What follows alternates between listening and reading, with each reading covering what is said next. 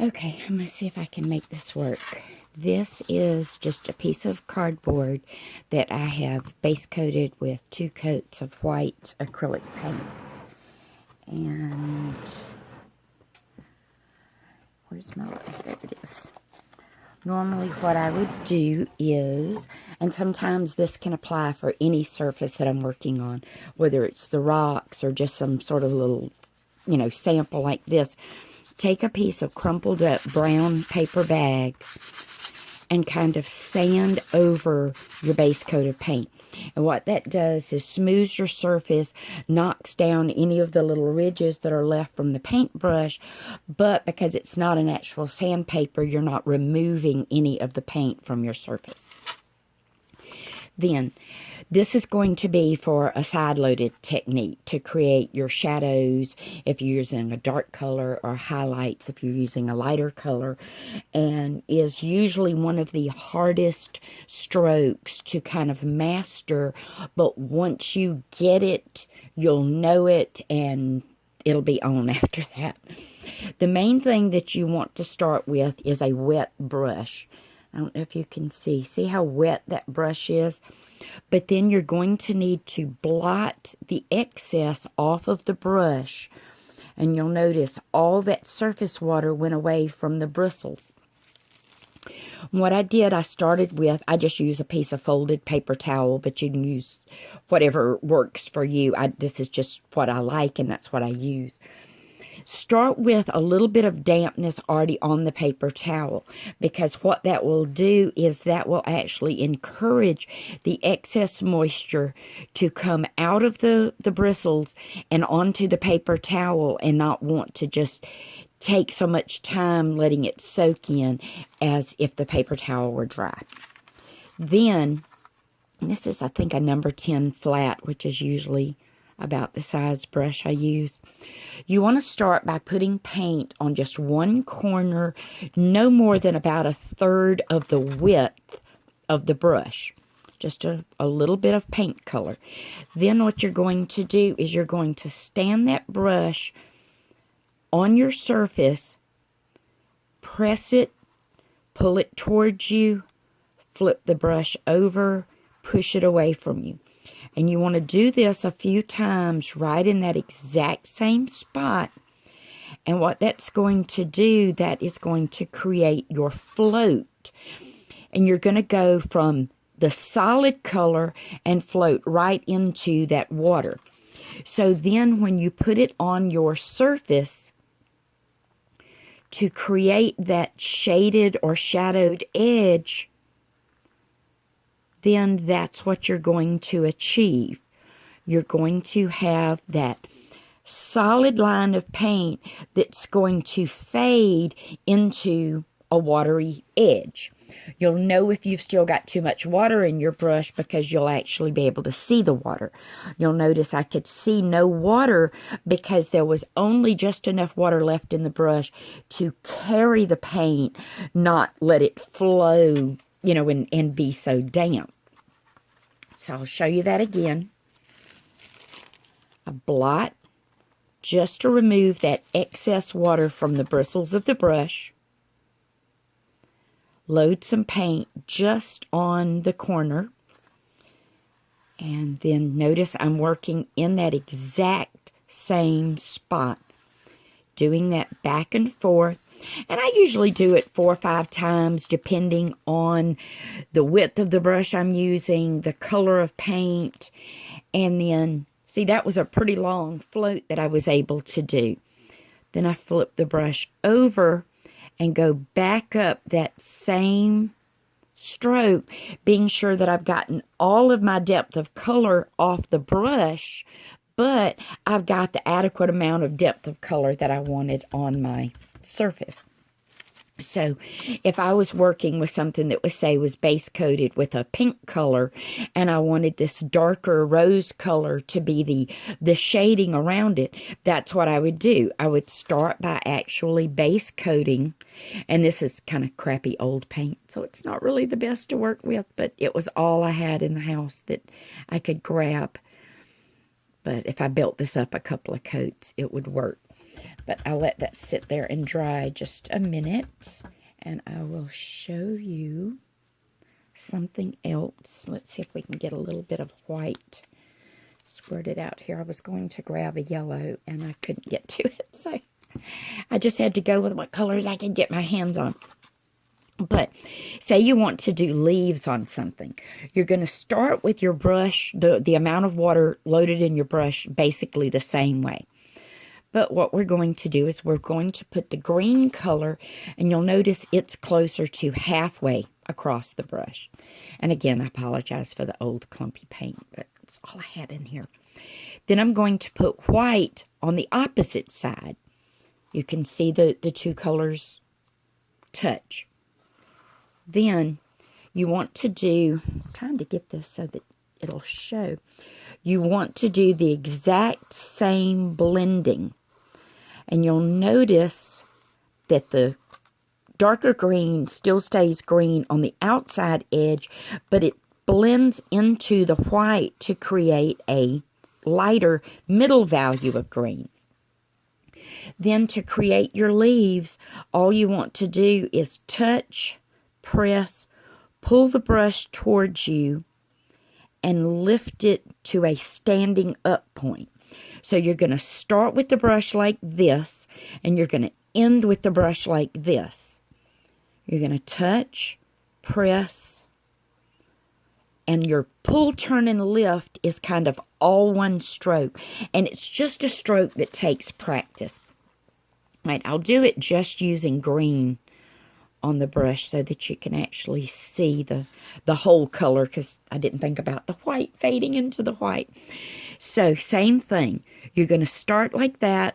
You're going to end like that. So you're going to touch, press, pull, turn, lift, and there's your leaf. And of course, once you get to the point that you can do them a little faster, and you can make leaves and add little stems to them, and, whatever else you need them for. But that's all there is to it. You just want to start with moisture in your brush. When your brush is too dry, it's not going to carry your paint. You've got to have the moisture in there to carry your paint. Now, I know some people use different kinds of mediums and things to do this. I don't. I learned with water, so I paint with water, basically. So I'm going to load some color in the end of the brush. I'm going to start with the brush like that, end with the brush like that. So I want to touch, press, pull, turn, and then lift. Touch, press, pull, turn, lift. And there you've got beautiful little leaves that you can add to a piece. Go back and just pull the little stem line in. Super, super simple, easy. Let's see if that pink is dry enough to actually do a little float over the top of it, just so that you can see the difference. And if you do get water that pools onto your ferrule, just dab it off with a paper towel or even your fingers like I just did, especially if you know you have your right amount of water loaded into your bristles. I didn't have quite enough paint on it that time. And then same thing. I'm going to... So then this is going to be my... Of course, now you would want to wait and let each stroke actually dry. I'm just kind of doing this to give y'all the general idea of what it's going to look like. But there, I took that flat painted area of pink paint, added the darker shadow color to it, and automatically created dimension with it. So now instead of it looking flat, it actually looks like something that's laying on top of this background, because that's what the shading effect does, is creates that. If this had been a black and I did it with white, it would do the same effect.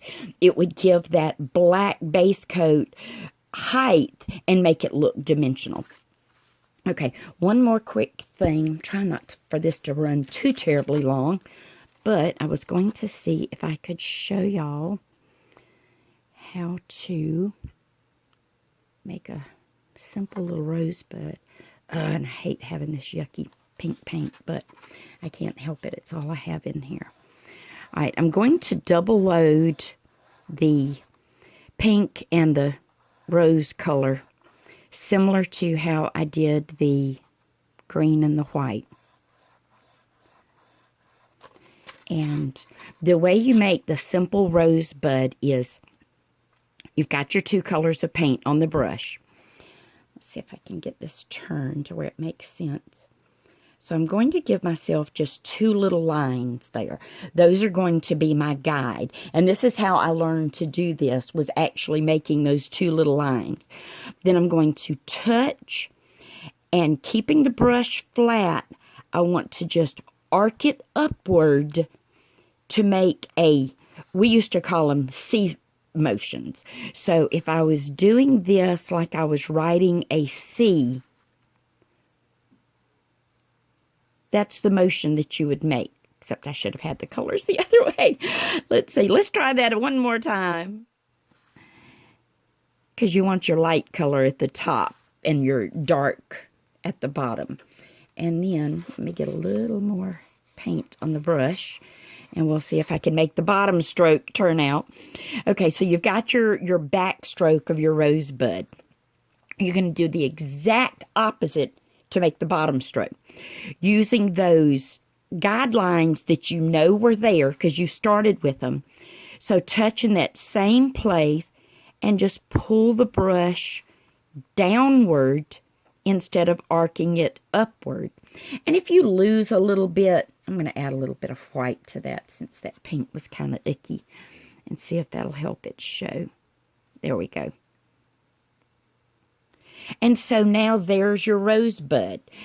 That's the bowl of your rose where you've created your little dark area there. Let's see if I can fix this one and make it look like something. There we go. And that's just how easy it is to create just simple little rosebuds. So now I'm going to take the green and the white, but I'm going to tint that white with just a little bit of pink and see if that will show up. And to put the greenery on the rosebud, I turn it upside down. And then, see if I can get this so that I'm not in the way of it. I think now I have paint all over me. I'm going to, at the base of the little rosebud, just do a little touch and pull. Touch and pull.